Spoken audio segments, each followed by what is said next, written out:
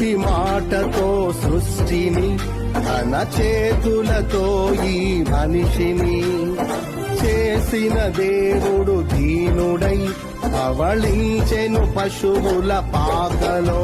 నీ చరిత్రను మార్చు దేవుడు తన మహిమనే నీకిచ్చెను. యూదా ప్రధానులందరిలో నీవు అల్పమైన దానవు కావు. యూదా ప్రధానులందరిలో నీవు అల్పమైన దానవు కావు.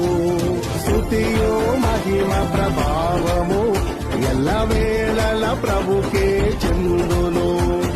స్తుతియో మహిమ ప్రభావము ఎల్లవేళల ప్రభుకే చెందును. రక్షకుని జన్మస్థలమా యూదయ బెత్లెహేము.